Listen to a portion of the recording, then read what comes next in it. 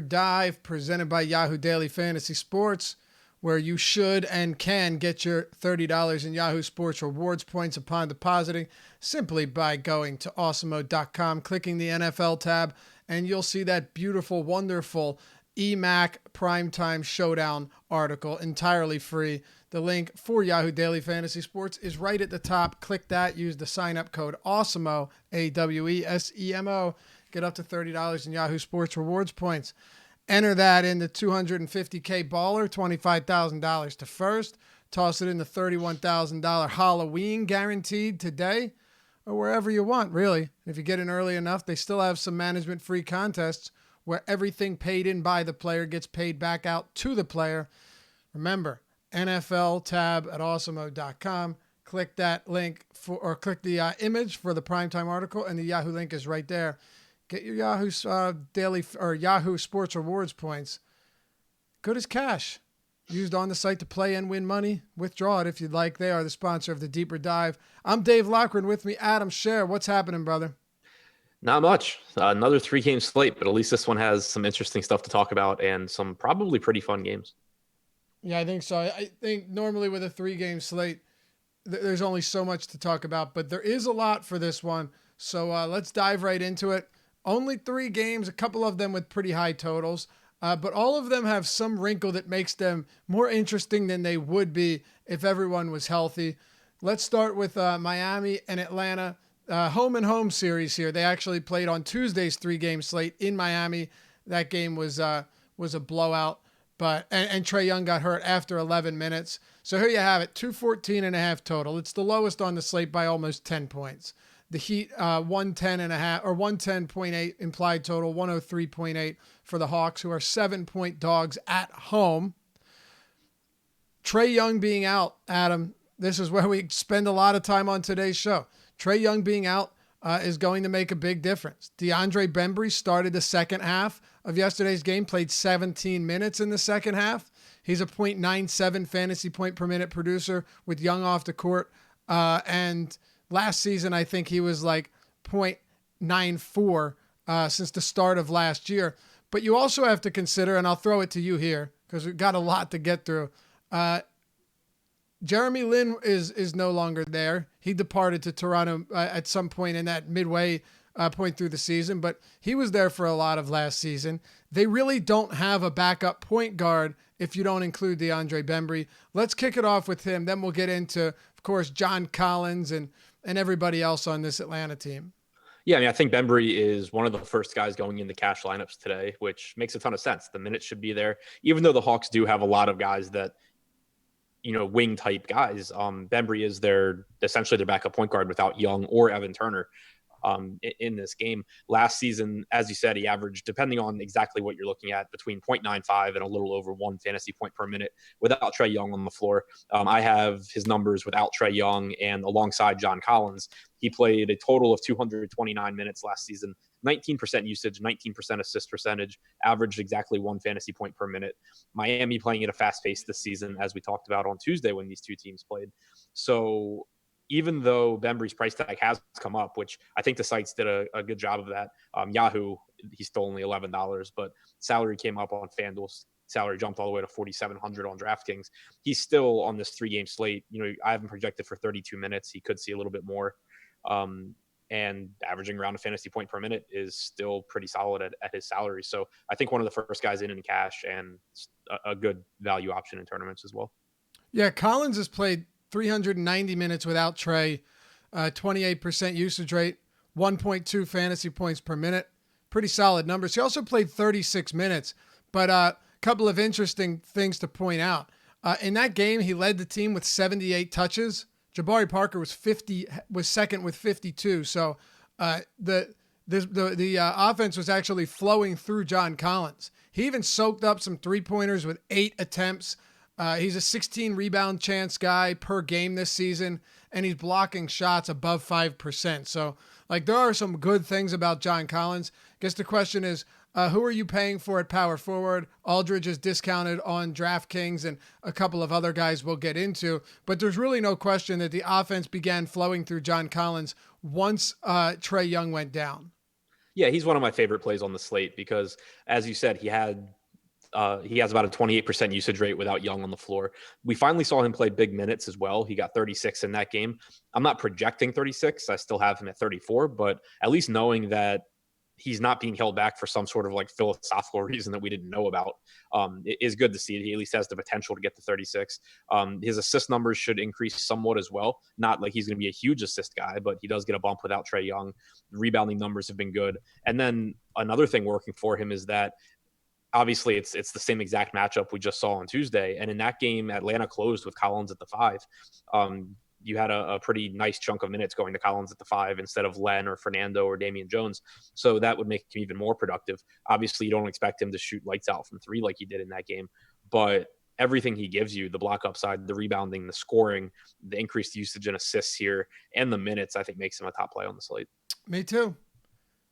Somebody mentioned in YouTube chat, I believe it was GQ, John Collins' usage goes up, but his fantasy, I'm assuming he means fantasy production, doesn't reflect it without Trae Young because he helps him. Look, if there's one side of that argument, yes, sometimes having a player to soak up a lot of defensive attention is going to take away from somebody else. But all of the numbers point out that John Collins is going to have a lot of this offense run through him, and the opportunities are going to go up. If the opportunities go up significantly, which they should, I would still expect his per minute production to increase as well, Adam. Well, and I think that that's a really good point too, because you do see that often when, I mean, you even see that in football, but like in basketball too, like one player goes out and the immediate assumption is, oh, this guy's going to produce much better. Yep. But efficiency is a real thing. And Trae Young is a great passer. He does a lot to get good looks for everyone else on this offense. So the median production for Collins hasn't changed. You know, last year he averaged 1.19 points with him on, 1.2 with him off. But the thing that does change, and the reason that increased usage and increased assist percentage is important, is the ceiling. If he's going to get, you know, just, I don't know what the actual average field goal attempts is, but just throwing a number out, if he's going to shoot on average 12 or 13 times with higher efficiency, or he's going to shoot 20 times with lower efficiency, even though he's less efficient on average, he still has the potential to make a much higher number of shots, which gives him the higher ceiling. So that's where the increased usage still makes him a better play than he would be if Trae were in, even though the average production per minute's the same. Right. Like you'll see guys like Draymond Green, depending on who's off, or even Klay Thompson, depending on the scenario last year and seasons before that, where they would actually see their per minute production go down. But a lot of times with Draymond Green, that's because he's got a couple less guys to facilitate to, and he's not going to see a shot volume increase. John Collins will see increases in all of those categories. So, yeah, it's always something to consider. Just because someone's off doesn't mean that it's going to help them. But like you said, the ceiling is what comes into play here. And the opportunity for John Collins is going to be significantly higher without a near 40% usage guy on the court. There's no question about it. But here's where I think it gets interesting, Adam. They really don't have quality facilitators or playmakers. We could talk about DeAndre Bembry, and sure, he'll get some chances to dish out some assists. He'll probably, get first opportunity to bring the ball up the court. But Evan Turner has already been ruled out. It's actually pretty significant because he's somebody that in some capacity at least can run the offense. He won't be there. They're so limited here that you almost wonder that if Jabari Parker's out there with the bench unit, plays 25, 26 minutes in this game, if he's going to have opportunities to be a playmaker, because there really aren't, like, it's not going to be Kevin Huerter. I can assure you of that. Cam Reddish will see some additional opportunities, but what do you make of Jabari Parker? Yeah, I think that he should at least have the opportunity to have a big game here or get some additional run, because they are going to need someone offensively that can do things. Parker obviously can score. He has always posted decent assist numbers as well. One other good thing that we saw in the last game was that he played a pretty decent number of minutes alongside John Collins. We had seen in some other games that he was basically subbing in for John Collins, which really caps, how many minutes you can give Parker. But they closed with him essentially. I mean, Bruno Fernando played the last minute and a half of the game, but outside of that, their closing lineup had Parker at the 4 and Collins at the 5, which was really good to see. And he should have every opportunity to play a bigger role without Trae Young. So I think that he's volatile, but he is still really cheap, and I think he has a pretty nice ceiling. So we do our NBA syllabus, we're calling it, where it goes up on the site each day. You give our favorite cash game play, favorite tournament play, biggest bust, positions to pay up and down for, favorite team to target, worst team to target, so on and so forth. You have DeAndre Bembry as a top option at in terms of cash game plays. Obviously makes sense. It's, him and Nikola Jokic are two guys that, well, we'll get to him later. But what do you make of these other wings like Kevin Huerter, Cam Reddish, who undoubtedly benefited from Trae Young being out of that game, still shot 2 for 10. But how do you see this break shaking out for the wings today, not named DeAndre Bembry, who's probably going to get most of his minutes at the point? I think that one thing that we got earlier is that Kevin Huerter is now limited to 25 minutes instead of 20, where most of the Hawks were priced up after Young's injury last game. For example, Bembry going from 3,500 to 4,700 on DraftKings. Kevin Huerter is still 3,400 on DraftKings. He's 4K on FanDuel. He doesn't do a ton of stuff, but he should, if he's going to play 24 or 25 minutes at essentially the minimum price at a pretty big discount from a lot of these other guys. He's, I think, $1,400 less expensive than DeAndre Hunter, for example. I think he's a pretty reasonable value option. Okay. Is there anyone else from Atlanta that stands out here without obviously the highest usage player putting a big dent or leaving a big void in this offense? I don't think so. The guys that, you mentioned Reddish should get some additional usage without Young as well, but his price tag came up also. The guys from Atlanta that I have as my top plays are Bembry, Collins, Parker, and Huerter in that order. Okay. What about the bigs? Anything here? The minutes just haven't been there. Yeah, it's been really, really tough to count on them for minutes. You got Damian Jones back in the rotation in the second half last game as well. And combined, like I said earlier, they actually didn't play as many minutes as I think they had been. Collins closed at the 5, and obviously it was the same matchup. So, I have Len at 20 minutes. I have Len at 20 minutes. I have, Fernando playing like 14 behind him, and then I gave a handful of minutes to Jones. On the opposite side, you've got the Miami Heat. They've got Jimmy Butler back in action. He was not extremely active if you were to look at his field goal attempts, but then you consider he got to the line 15 times in this game. Look, he's the go-to guy. I get that, but I don't know. Jimmy Butler, as good as he is, just like, do you expect him to be someone that's racking up the big rebound and assist totals every day?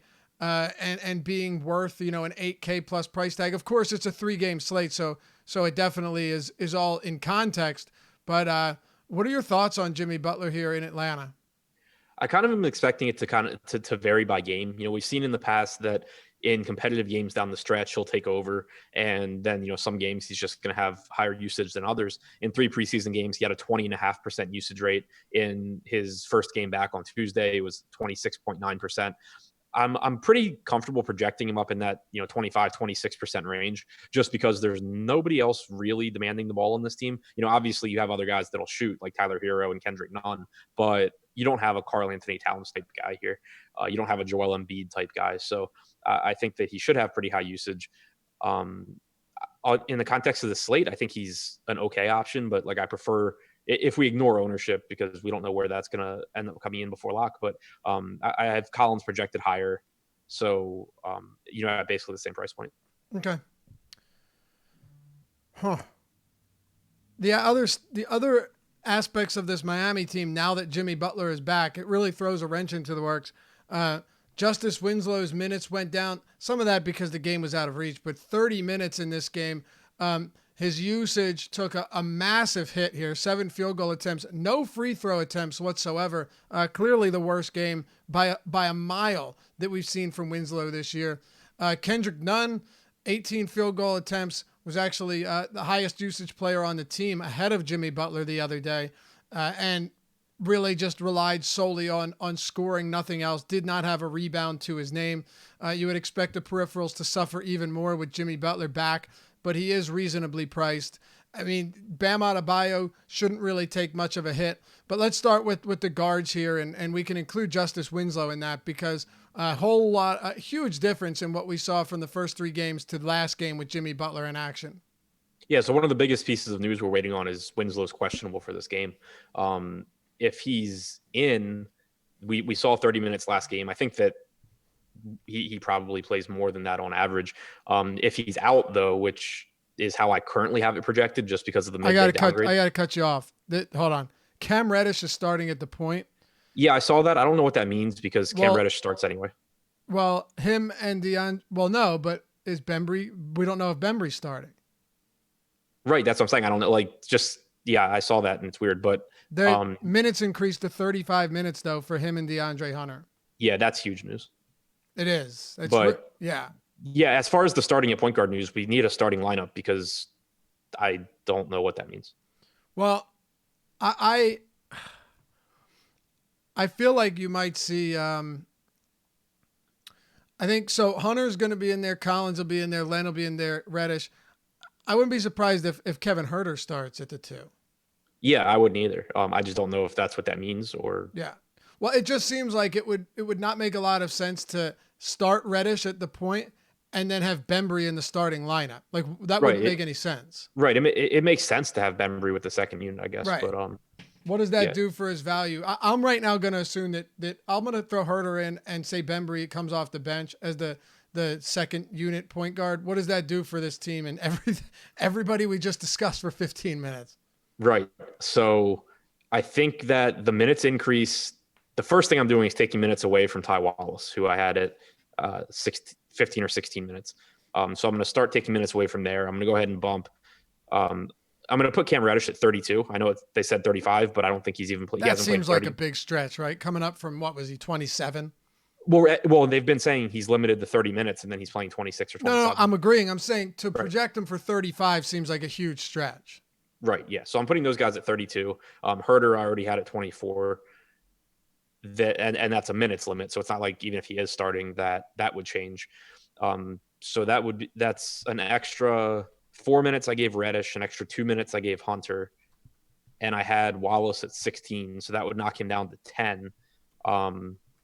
I guess if Bembry's coming off the bench, I would put him back to like 30 instead of 32, and then I would give like 8 minutes to Tyrone Wallace. Okay. Or you can give. I only had Vince Carter at 12. I guess I could give him like 6. It doesn't matter, but 14, 16 for him, and then give Wallace a handful. Kicks Good on YouTube says Bembry not starting. Lineup is already out. Let's see. Just using my good old intuition. Pretty much saw that coming, but I don't. The Hawks beat writer said the announcement of who is starting at shooting guard will come later. All right, sweet information, bro. Come on, you're in here all the time. You know better than that, Kicks. You know better than that, my man. All right, back to Miami. Break this one down starting. Well, actually, Lee, pick up where you left off. I apologize, but I do not remember. I think we had just finished talking about Jimmy Butler. We were talking about Justice Winslow, who, if he's in, I think is completely mediocre. If he's out, which is kind of what I'm expecting with the midday downgrade, I think that you'll see a little bit more run for Kendrick Nunn, a little bit more for Tyler Hero. Duncan Robinson will probably rejoin the rotation and pick up, 16, 18 of those minutes. And then James Johnson, who's with the team, but may or may not play. If Winslow's out, I assume he gets at least, like 8 minutes or something like that. Okay. The Winslow news is huge. Right. I think that with or without the Winslow news, though, Kendrick Nunn is an interesting tournament play. His price dropped a little bit on DraftKings from $6K to $5,600. He still played 30 minutes last game. He still led the team in usage. He didn't put up the monster game that Tyler Hero did, but Tyler Hero took 9 shots. He made 7 of them. He had a 21% usage rate, and he got to the line a bunch. Kendrick Nunn had twice as many field goal attempts as Tyler Hero did, and his price tag now on DraftKings is $100 less expensive than Hero. So I'm not sure if people will chase the game that Hero had, but I would prefer Nunn out of the two. Yeah, me too. Bam Adebayo has been really good, and he's actually improved in terms of being able to finish around the rim. Do you remember like his first season when he was playing, he'd have tip-in opportunities and putbacks and like shots from 2 feet away that sometimes wouldn't even hit the rim. I mean, Yeah, all the double doubles because he got 5 of his own missed shots. Exactly. He was a really special guy, but he he's super versatile. And when you look at some of these lines, 17 points, 10 rebounds, 3 assists, 3 blocks, 2 steals, 13, 9, 5, 3, and 2, 19, 13, 8, and 1. That does make somebody very appealing on most nights. His price is coming up, and it's justified. His price should be coming up. Do you see value in Bam Adebayo today against Atlanta? Yeah, I think he's as far as value goes, when you start factoring in price, he's comparable to me to a cheaper Montrezl Harrell, to a little bit more expensive LaMarcus Aldridge, a little bit cheaper LaMarcus Aldridge. In the same category as those guys. I have him just slightly behind them, but not by enough that it'll really make a difference in my exposures. Between that group, I would like to just roster whoever's the lowest owned, but I do think it's a pretty favorable matchup for Bam against this front court. Okay. Anything else from Miami? Goran Dragic, if Winslow's out, I assume gets the start. I know that they like him off the bench, but he did play 30 minutes last game, and he was the direct substitute for Winslow. So I don't know if they would put Hero or Dragic in, but I don't think, for one, I don't think it makes a big difference. For two, I think it's Dragic. I think that if you're going to get, and I guess this doesn't even really matter on Winslow because I have him at 30 minutes. If you're going to get 30 minutes from Dragic, he's in that same category as Kendrick Nunn as a decent option. All right. New Orleans, Denver. Pretty interesting game here too. And for a couple of reasons, I want to start with the road team.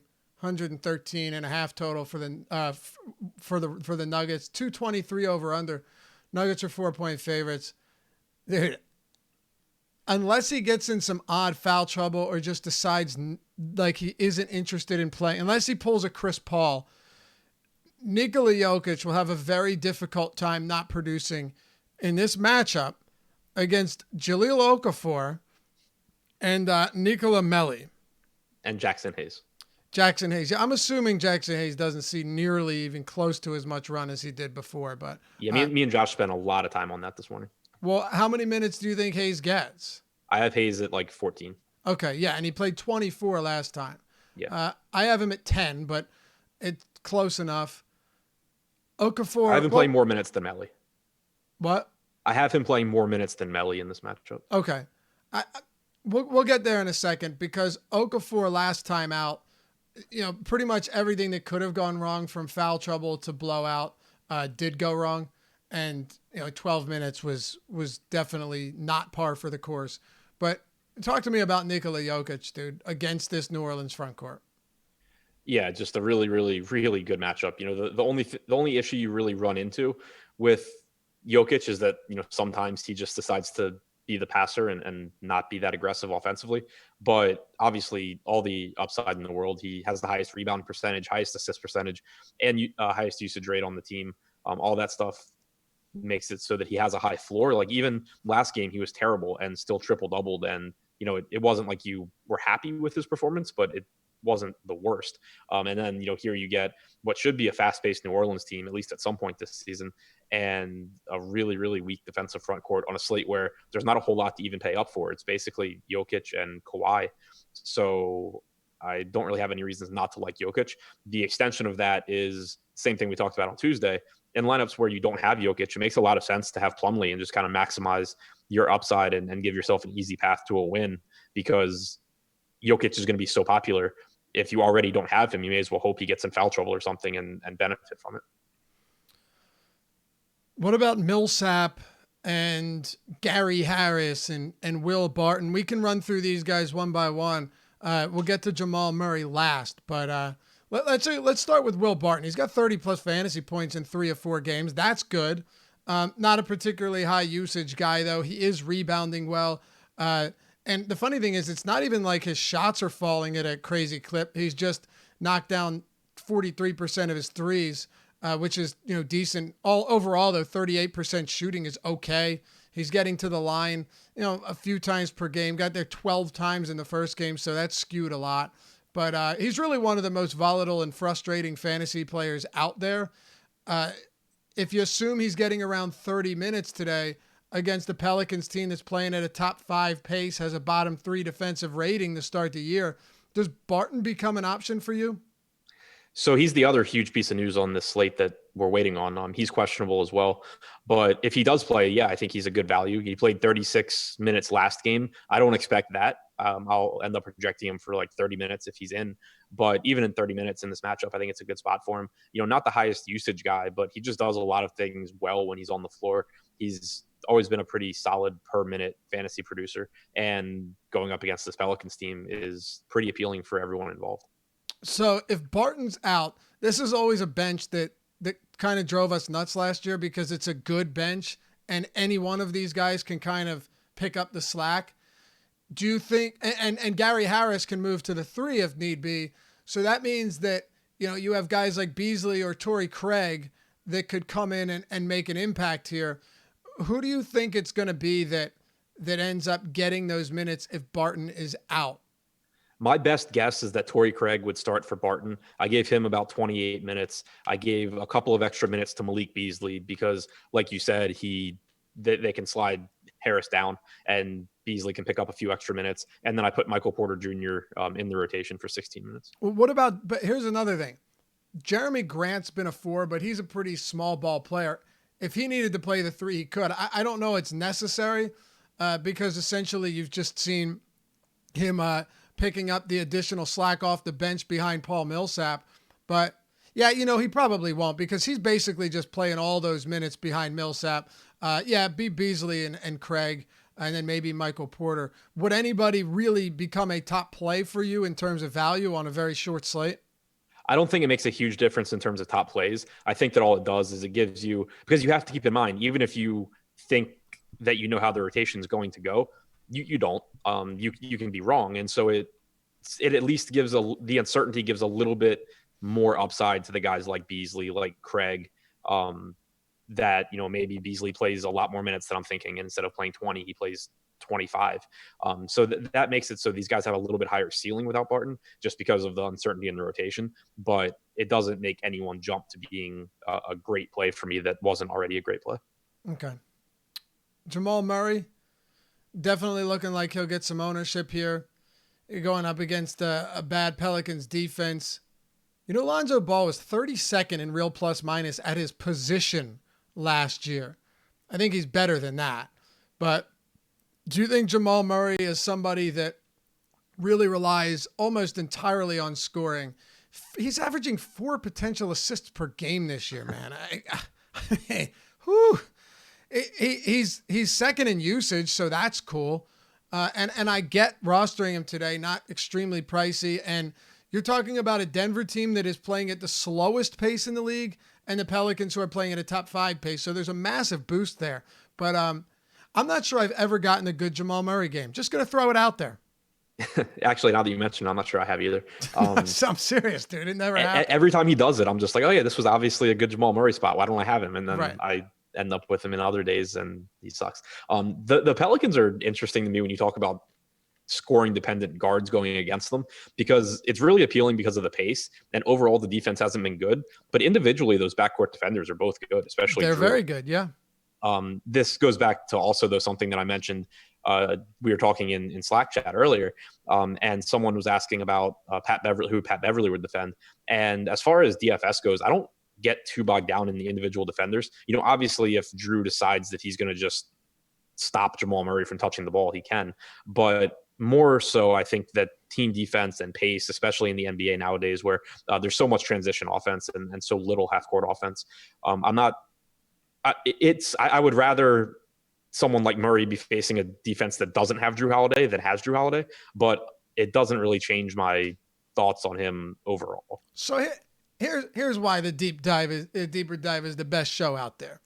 You took the words out of my mouth. The Pelicans are allowing 29 points in transition this season. Would it surprise you if I told you no team is allowing more points in transition than the Pelicans? It would not. Of course not.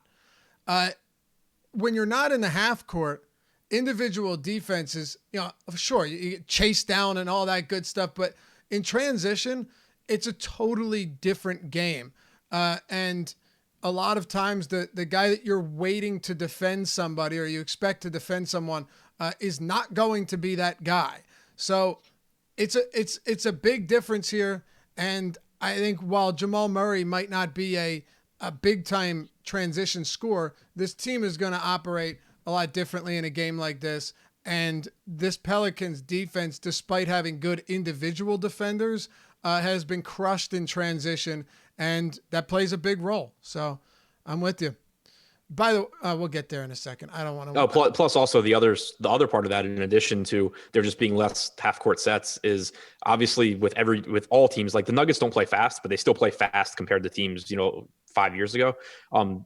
Even if Drew Holiday slows down Jamal Murray's efficiency, if Jamal Murray is taking a bunch of extra shots or getting a bunch of extra possessions, it all comes out in the wash at the very least. Oh yeah, I mean that's the thing.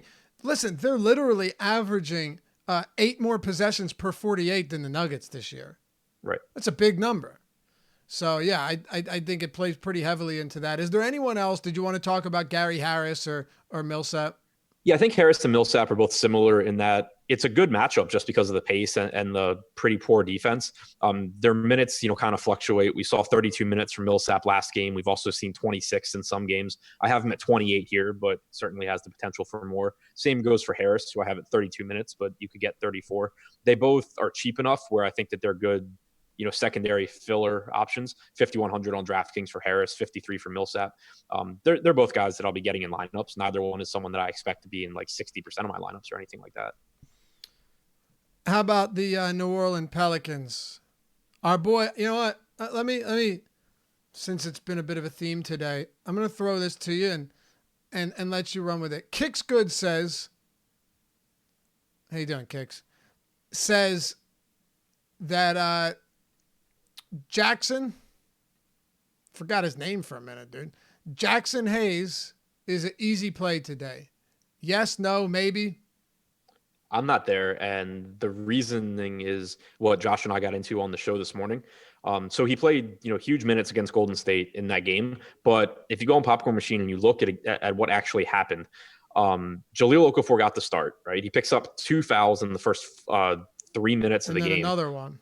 Well, right. So he picks up 2 fouls in the first 3 minutes. He subs out after 4.5 minutes. Nicola Melli comes in, does literally nothing for 6 minutes and 40 seconds. Then Jackson Hayes comes in, plays 7 minutes, and Jahlil Okafor comes back in at the 6 minute, 4 second mark of the second quarter. That should have been Okafor closing out the quarter or closing out the half. Instead, he picks up his third foul with 3 minutes and 46 seconds left. Hayes comes back in. So that's 4 minutes Okafor would have gotten that he didn't get, and 4 additional minutes for Hayes that Hayes wasn't intended to get. Then you get Okafor plays his 5.5 minutes to start the third quarter, stubs out for Melli just like he did in the first half. Melli plays 5.5 minutes, does very little. Then Hayes comes in at basically the same mark where he came in the first half, but now the Warriors have a 29-point lead, and Jackson Hayes just plays the entire fourth quarter. So you get Hayes finishing at 23.6 minutes. You get Okafor finishing at 12.3. But if you just kind of map out the intended rotation in the first half and mirror it to the second half, you would actually be looking at about 24 minutes for Okafor, 14 for Hayes.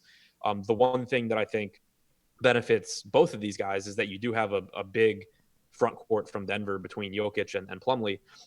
Hayes is essentially the same size as Plumlee. Plumlee has a good 3 or 4 inches on Melli. But I still think that assuming, and this is operating under the assumption that Okafor gets the start again, but assuming he starts, I don't think it's some plan where Okafor plays 12, 16 minutes and Hayes plays a bunch off the bench. I think it's actually Okafor plays a lot of minutes, assuming he stays out of foul trouble. I have him at 23 today. Yeah, actually, I think I said 24. I think I have 23 too. So, yeah. By the way, that question that I posed to you, I'm being dead serious when I think this is a huge spot to break down. So I'm glad someone in chat mentioned it, because with Jahlil Okafor, everyone is gun shy after that last game. Justice Winslow not expected to play. Oh God. Well, it's been a fun show. Everything. we already talked about that though. It's just I know. the news. Yeah. By the way, Favors isn't officially ruled out yet. He's doubtful. He missed shoot around. Yeah. So. You get those random upgraded to questionable spots, but right now we'll assume he's definitely out.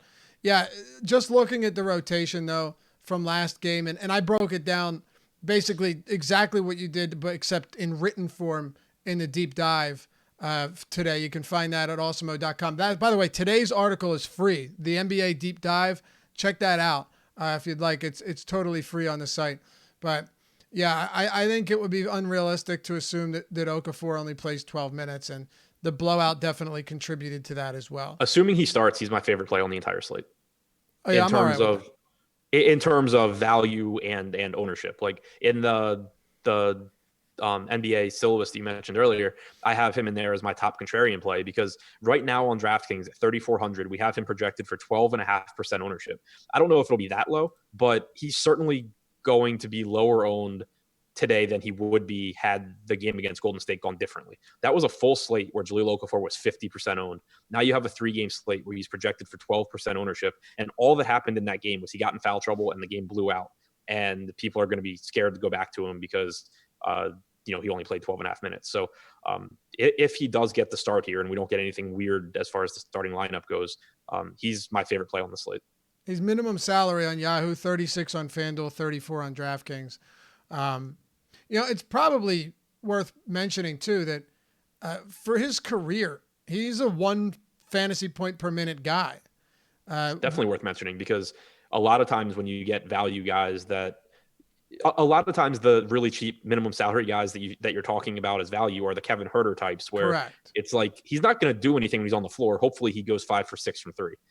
The Wayne Ellingtons from yesterday. Yeah, but that's why I say this all the time that value players that are closer to the basket or point guards, like value wings, will let you down so much more often. Correct. Yeah. And also you want guys like Okafor that whether they're right or they're wrong, they think that them shooting the ball is beneficial to the team. So you got a point. 1.06 fantasy points per minute with the Pelicans last year. So yeah, per 36, he's a 19 and 11 guy with 3 blocks. You're not getting 36 from him. And of course, this matchup against Jokic is brutal. But like, if you're worried that Jokic is going to get run off the court, you can't be saying, all right, well, at basically the same price, let me play Hayes or let me play Melly when, what are we assuming they're not going to get run off the court by Jokic? Right. I mean, it's a bad matchup for all of them defensively. Like the biggest concern here, if the lineup is what I expect it to be, is that the same exact thing happens to happen last game. He fouls Jokic twice in the first 3 minutes. But that's the other reason why I like him so much is that he's 3,400. People won tournaments on that full slate with him at 3,100 getting like 15 points. When these minimum salary guys bust, it makes it harder, but you can still, you can still get there if he just goes for 12, 14 points, especially on a smaller slate. What else for New Orleans? You and I actually were DMing back and forth about this today.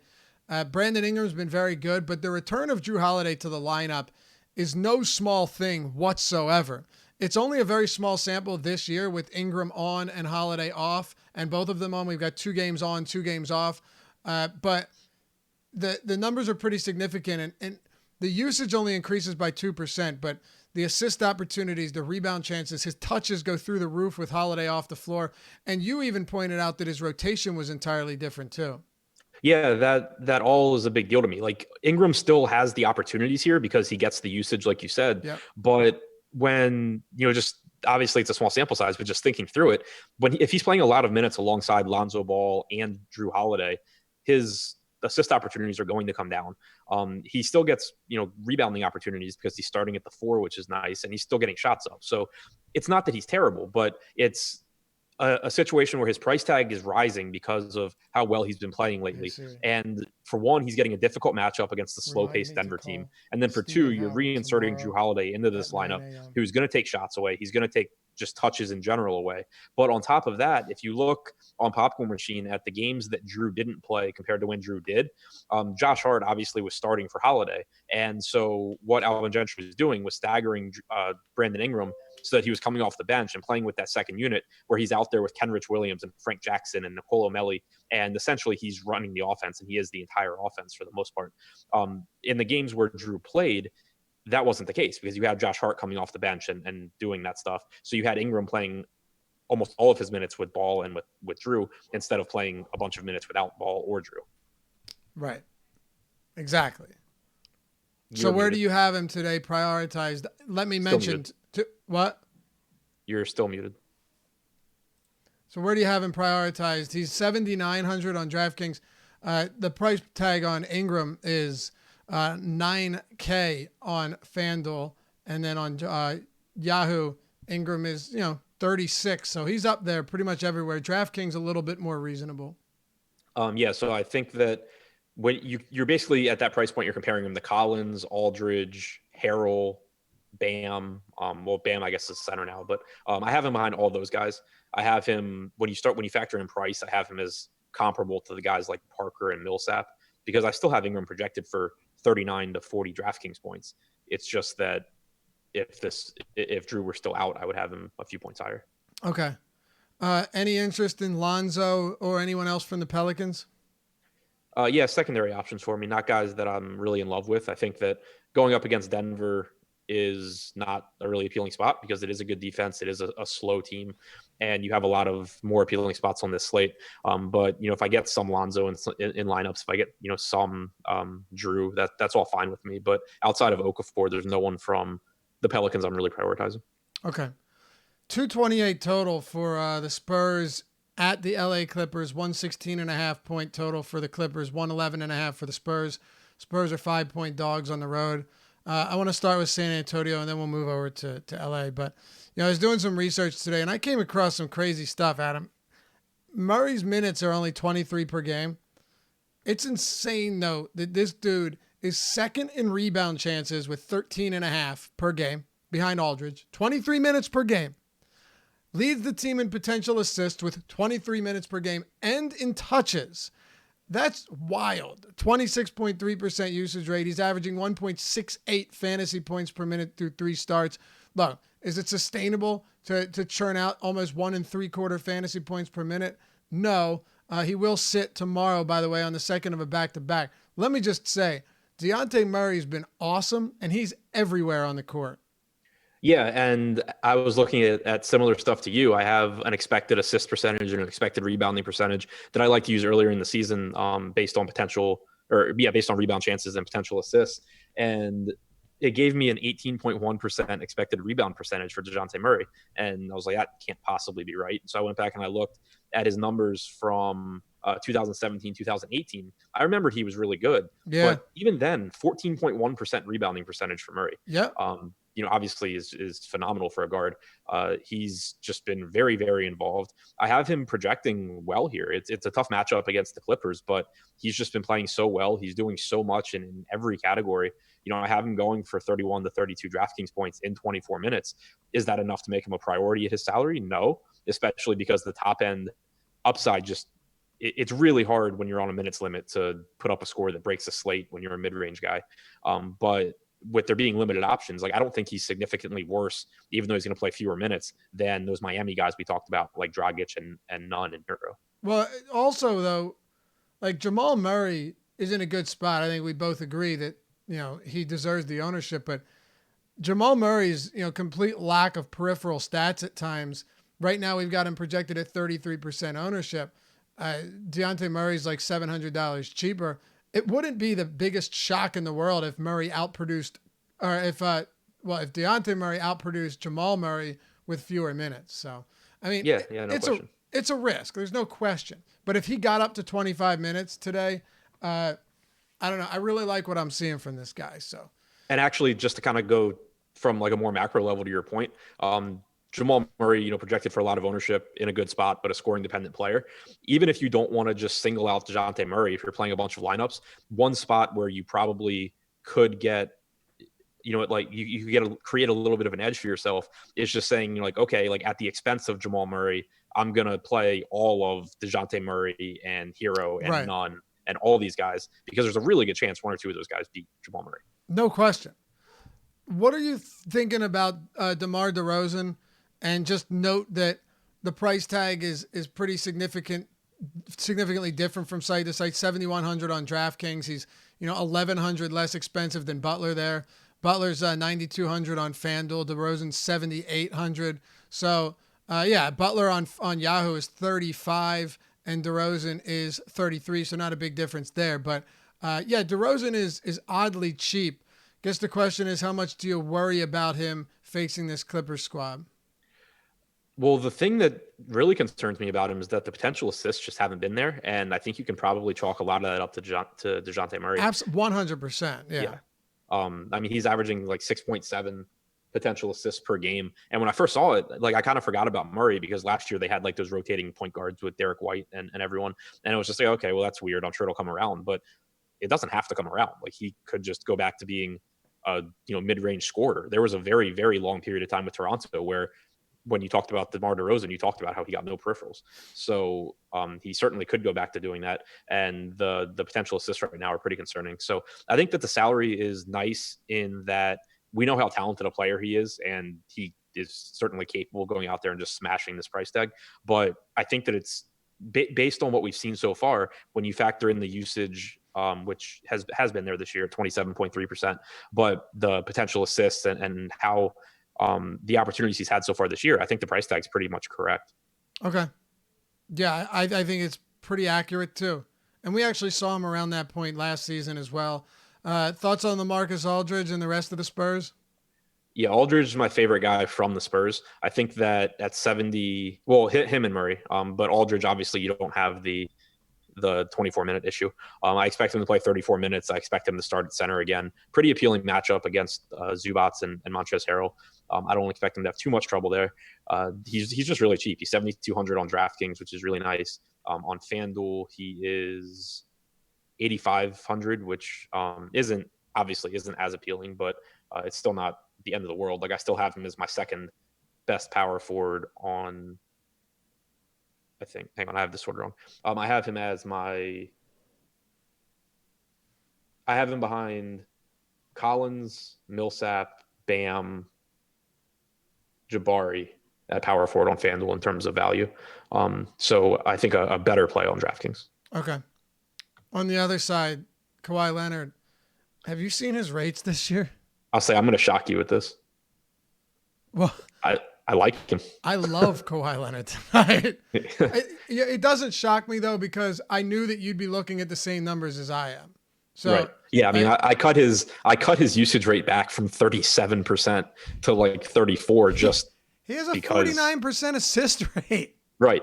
And my expected assist percentage for him is 34.3%. So he's probably running good on assists, but he still should be getting a ton of them. Yeah, I said even if these rates regress going forward, and then in parentheses they will, Leonard's still poised to shoulder a huge workload for the Clippers, especially with George out. It's not going to be 38% usage, 50% assists, but this is still so much different, even at any point of any season, than we've seen from Kawhi Leonard. Like, it's a different role right now, and things will change when George is back for sure. But it'll surely end poorly, what I'm about to say. This is the most I've liked Kawhi Leonard, I think, in a long time. Yeah, he's my favorite play at the top end. I have him a little bit, when you factor in that he's a little bit cheaper than Jokic on DraftKings, and then on FanDuel he's the center. He's my favorite play. At the top. I said that Okafor is at the bottom. But yeah, and when you think about it, obviously there are a couple other high usage guys on this team, and Harrell and especially Lou Williams, but they both come off the bench. So even though they end up sharing the floor to close the game, there's a bunch of minutes where Kawhi is out there with Pat Beverly, Patrick Patterson, Zubats, and Landry Shamet. He had a 31% usage rate on Toronto last year, playing with guys like Lowry and Siakam. I don't think it's crazy at all that, at least until George comes back, he's going to have an even higher usage rate than that. 37%, maybe not, but I have like 34% right now, which I'm pretty comfortable with. And then all the potential assists as well. I think that, as much as I hate saying it, 32 minutes of Kawhi Leonard is actually really, really good. I know. Yeah, this will backfire. But no, I love him too. I even put him as the cover on today's deep dive. Not sure I've ever done that. I need to just unregister the slate. Yeah. What did he do? I'm looking now. Normally I don't care. The only reason I'm even bothering to look is because it's Pop. I would feel better. It's not going to change anything, but I'll feel better if I look and he didn't stand in a corner the entire game against the Spurs last year. Yeah, Pop's pretty good at doing that, neutralizing the best player from the opposing team. Not sure how easy he'll be able to do that today, but Yeah, I mean, he played 33 and 35 minutes. He had 21 and 25 actual points. So, like, I don't care that he didn't really perform at a high level. I just care that it's not some insane stat line like he shot twice. well, is he going to be more involved as a playmaker? If the answer is yes to that, then we have less to worry about than we would Yeah, have last year. right. Yeah, no, I agree, and I think he is. And like I said, there was nothing I could see right now where I was actually going to change my projection for Leonard.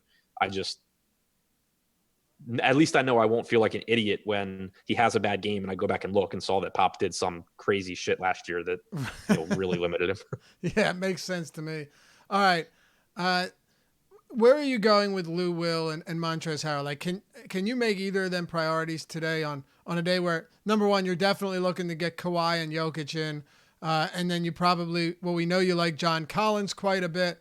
Do they kind of fall to the wayside as a result?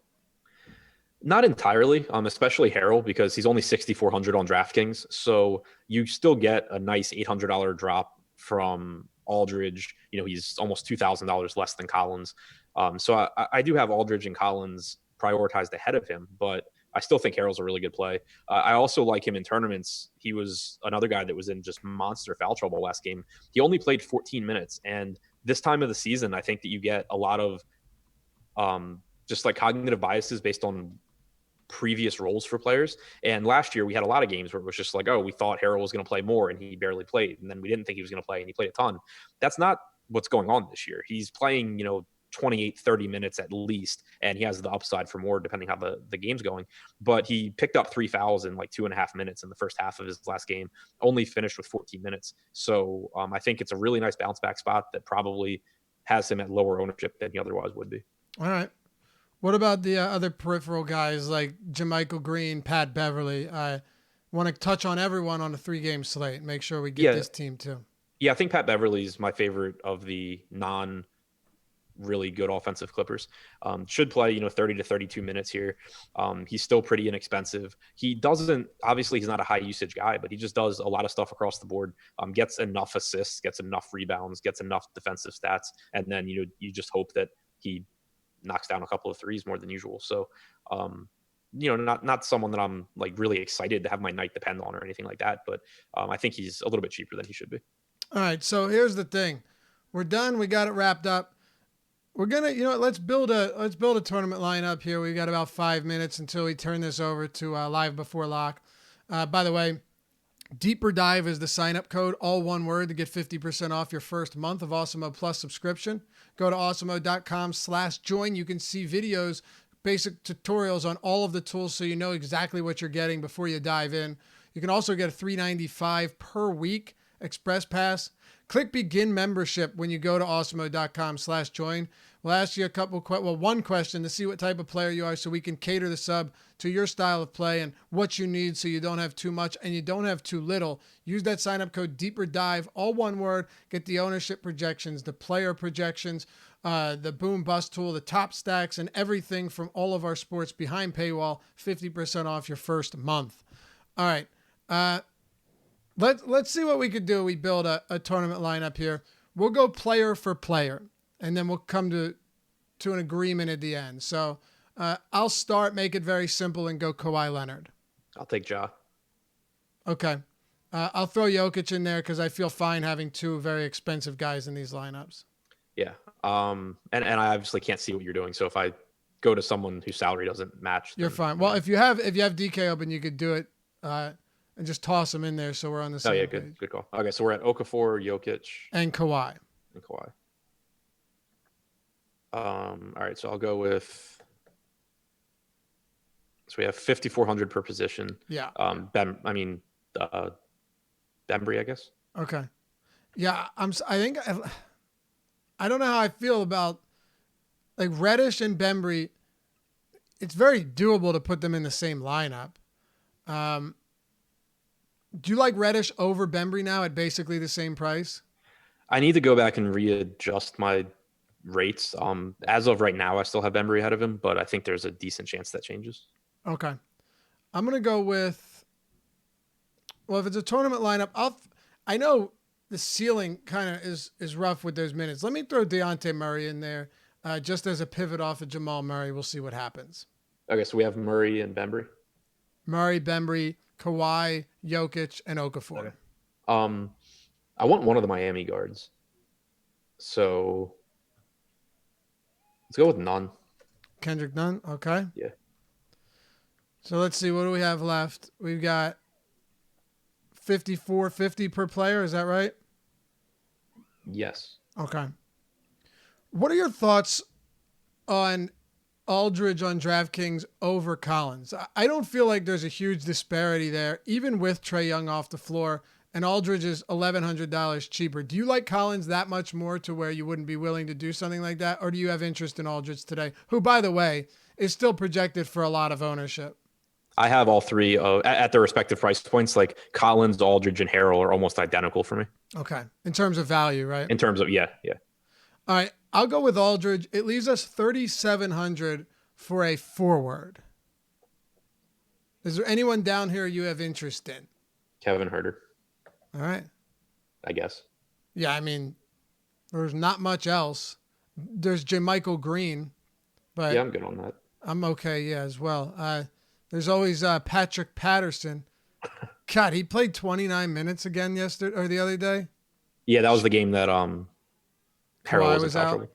No, there was extra. Well, yeah, that too. But there was extra minutes for the front court. Like instead of getting 48 minutes from Zubats and Harrell, they played smaller because they had to. All right, so let's end with this. I think it's a pretty. Oh wait, not Herter. We played Jokic. Never mind. I was gonna say Plumlee. Jokic isn't $3,000. Trey Lyles over Herter. Trey Lyles over Herter? Yeah. Okay. How many? This is what we'll end with. And by the way, appreciate you guys are hanging out all the time. Okay, last change. Kelly Olynyk. Okay. Appreciate you guys hanging out with us. As always, hit that thumbs up. Like the video if you want to help support us here and see more of it. We can keep doing it for free here at Awesemo or youtube.com/Awesemo. Subscribe, hit that notification bell as well. All right, so Olynyk is in. We've got Bembry, Nunn, Leonard, Aldridge, Okafor, Murray, D. Murray, not J. Murray, and Olynyk and Jokic. We'll close out on this. How many Atlanta players are you comfortable having in your lineup today? It depends on which ones they are. Collins, I don't care who he's with. Park, I'd prefer not to have Collins and Parker together, but with it being a 3-game slate, I think it's fine. Probably 3. I don't love the idea of overlapping a bunch of like Bembry plus Reddish plus Herter or something like that, especially in tournaments. But if we're talking about like Collins and Jabari and Bembry or something, that's fine. All right. That'll do it for us. Stick around. Live Before Lock coming up next. We'll see you back here tomorrow on the Deeper Dive presented by Yahoo Daily Fantasy Sports.